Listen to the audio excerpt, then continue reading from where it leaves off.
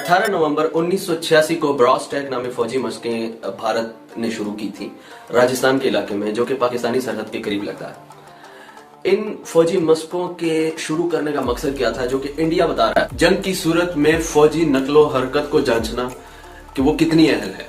दूसरी उसका main point ये है कि जंग की सूरत में अपनी फौज के जो लॉजिस्टिक्स हैं उनको जांचना कि उनमें कितनी अहलियत है।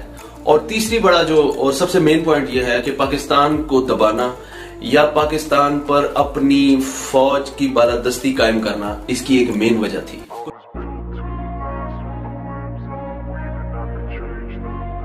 कुछ दिफाई माहिरीन के मुताबिक तकरीबन 4 से 6 लाख इंडियन फौजी इन मशकों में हिस्सा ले रहे थे, जिनमें मिग तैयारे और जगुआर तैयारे भी हिस्सा ले रहे थे। और उस जमाने में इन तैयारों ने पाकिस्तानी सरहद की खिलाफ वर्जी भी की थी।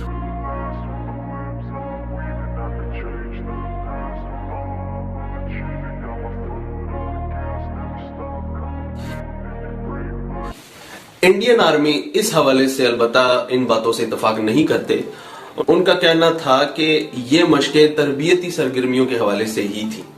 दोस्तों, कुछ माहिरीन के मुताबिक फौज का 3/4 हिस्सा राजस्थान में जमा था और मुल्क के वजीर आजम राजीव गांधी को इस हवाले से इल्म ही नहीं था।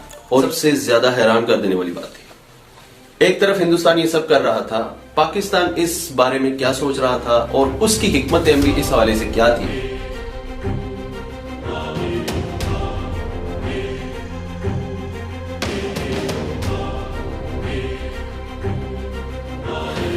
एक पाकिस्तानी मुहक्किक ने इस सिलसिले में एक मजमून लिखा। इंडियन फौज के आर्मी चीफ एक ख्वाब देख रहे थे कि वो किसी माहिर जंगजू की तरह पाकिस्तान पर हमला करेंगे और पाकिस्तान को 2 हिस्सों में काट देंगे। और दोस्तों, असल मंसूबा ही यही था कि पाकिस्तान को उसकी एटमी सलाहियत हासिल करने से पहले ही उस पर हमला करके सिंध और पंजाब के दरमियान से इसको काट दिया जाए। दोस्तों, कुछ माहिरीन के मुताबिक इन मशकों का ताल्लुक सिखों की अलहदगी तहरीक से भी था, जो कि उस जमाने में ये तहरीक अरूज पर थी। और इल्जाम ये था कि सिखों की अलहदगी तहरीक को पाकिस्तान सपोर्ट कर रहा है। नवंबर 1986 में बीबीसी के एक नशरिये का भी जिक्र है, जिसमें कहा गया है कि वजीर आजम राजीव गांधी और वजीर दाखिला ने पार्लियामेंट में यह कहा था कि अलहदगी पसंदों की हमायत करने और उनकी मदद करने के इल्जाम में पाकिस्तान को सबक सिखाया जाए।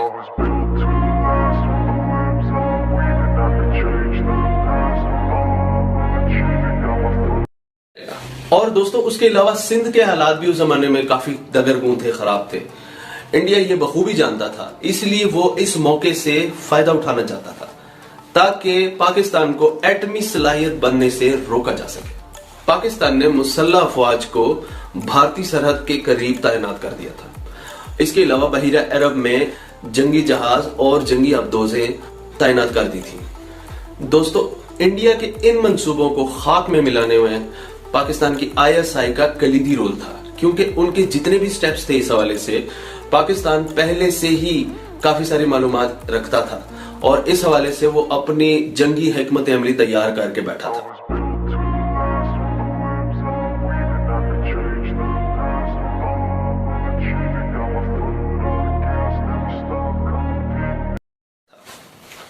पाकिस्तान के उस वक्त के वजीर खारजा ज़ैन नूरानी ने Indian high commissioner SK Singh को अपने दफ्तर में तलब किया और फिर खबरदार किया कि अगर पाकिस्तान पर हमला किया या नुकसान पहुंचाने की कोशिश की तो इसका भरपूर जवाब दिया जाएगा और नाकाबिले तलाफी नुकसान पहुंचाया जाएगा हिंदुस्तान को।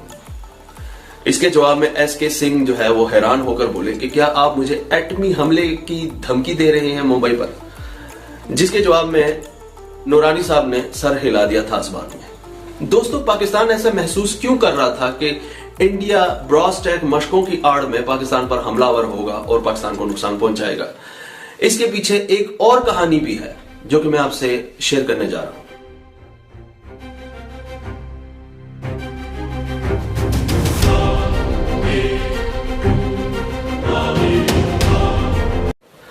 उस वक्त अमेरिकी सदर रोनाल्ड रेगन खतरा महसूस करते थे कि पाकिस्तान एटमी सलाहियत बनने के करीब तर है या वो एटमी सलाहियत हासिल कर लेगा।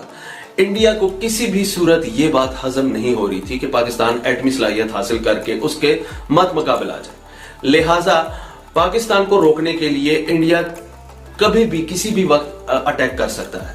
तो इस तरह दोस्तों सदर रोनाल्ड रेगन ने जनरल जिया को एक खत लिखकर इस हवाले से आगाह किया और इसके बाद अमेरिका और रूस के दरमियान जो है वो इस बारे में तबादला ख्याल किया गया कि किसी तरह से बिर सगीर को एक होलनाक एटमी जंग से रोका जाए। इस तरह उन्होंने दोनों सरबराहान को, दोनों रहनुमाओं को, पाकिस्तान और हिंदुस्तान के रहनुमाओं को फोन करके मामलात बेहतर करने की तलकीन की।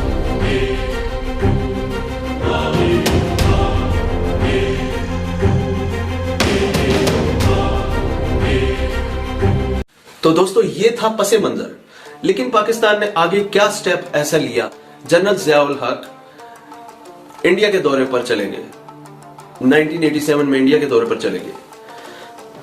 राजीव गांधी को जब उनके दौरे का इल्म हुआ तो उन्होंने इस्तकबाल ना करने की ठानी। करीबी मुशीरों और हस्बे इख्तिलाफ के मशवरे पर राजीव गांधी ने इस्तकबाल करने का फैसला कर लिया, लेकिन उनका अंदाज सर्द महरी वाला था। बहरान मैंने लिखते हैं कि उनकी मौजूदगी में जनरल जिया ने राजीव गांधी को मुखातिब करके कहा कि आप पाकिस्तान पर हमला करना चाहते हैं, शौक से करें, लेकिन इस हमले के बाद और इस हौलनाक जंग के बाद दुनिया जियाउल हक और राजीव गांधी को याद रखेगी और हलाकू खान चंगेज खान को भूल जाएगी। हो सकता है कि इस जंग में पाकिस्तान सफेद हस्ती से मिट जाए, लेकिन मुसलमान बाकी रहेंगे क्योंकि मुसलमान ममालिक बहुत सारे हैं दुनिया में। लेकिन अगर हिंदुस्तान इस जंग में सफेद हस्ती से मिट गया तो हिंदुओं का नाम और निशान दुनिया से मिट जाएगा, क्योंकि हिंदुओं के सिर्फ एक ही देश है और वो है हिंदुस्तान। अगर मेरे पाकिस्तान वापस जाने तक आपने बॉर्डर से अपनी फौज ना हटाई तो मेरे वापस जाने पर सबसे पहला हुक्म फौज के लिए यही होगा, फायर।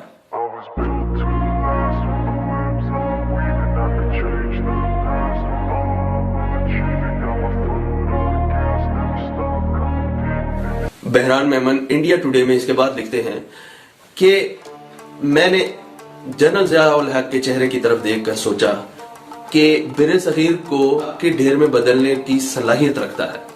तो दोस्तों इस तरीके से ब्रॉस्टैक एक मशकें थी, एक फौजी मशकें थी जिसकी आड़ में वो पाकिस्तान पर हमलावर होना चाहता था। भारत पाकिस्तान को दो लख्त करना चाहता था। सिरीन के मुताबिक नेटो की भी इतनी बड़ी जंगी मशकें जो है वो कभी नहीं हुई। इस वाकये के बाद जनरल जियाउल हक पाकिस्तान वापस आते हैं तो इंडिया ने कुछ ऐसे इकदाम किए कि अपने ब्रॉस्टैक फौजी मशकों को उन्होंने ये जवाब फराहम किया कि ये सिर्फ एक तरबियती सरगर्मियां थी, तरबियती रूटीन की तरबियती मशकें थी और ये किसी के खिलाफ नहीं थी।